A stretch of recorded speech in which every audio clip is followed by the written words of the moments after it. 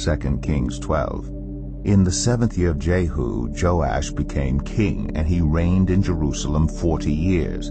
His mother's name was Zibiah. She was from Beersheba.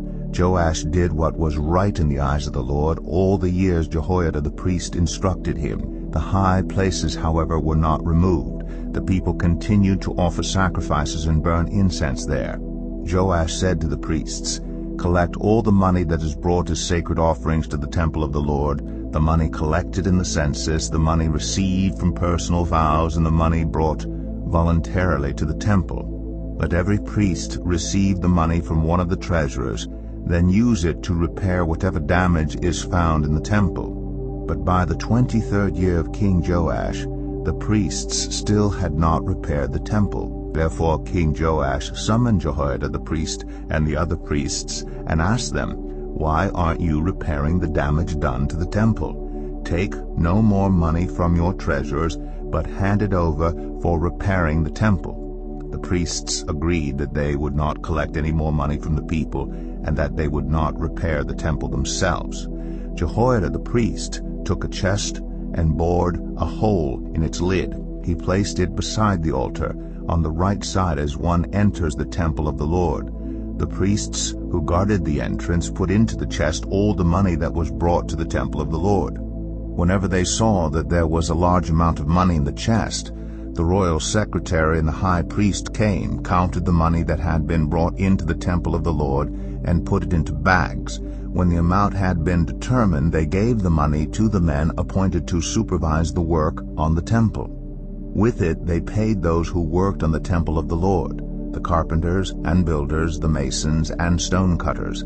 They purchased timber and blocks of dressed stone for the repair of the temple of the Lord, and met all the other expenses of restoring the temple. The money brought into the temple was not spent for making silver basins, wick trimmers, sprinkling bowls, trumpets, or any other articles of gold or silver for the temple of the Lord. It was paid to the workers who used it to repair the temple. They did not require an accounting from those to whom they gave the money to pay the workers, because they acted with complete honesty. The money from the guilt offerings and sin offerings was not brought into the temple of the Lord. It belonged to the priests. About this time Hazael, king of Aram, went up and attacked Gath and captured it. Then he turned to attack Jerusalem. But Joash, king of Judah, took all the sacred objects dedicated by his predecessors, Jehoshaphat, Jehoram, and Ahaziah, the kings of Judah, and the gifts he himself had dedicated, and all the gold found in the treasuries of the temple of the Lord and of the royal palace. And he sent them to Hazael, king of Aram, who then withdrew from Jerusalem. As for the other events of the reign of Joash and all he did, are they not written in the book of the annals of the kings of Judah? His officials conspired against him and assassinated him at Beth-Millo, on the road down to Silla. The officials who murdered him were Jozabad, son of Shemaeth, and Jehozabad, son of Shomer. He died and was buried with his ancestors in the city of David, and Amaziah, his son, succeeded him as king.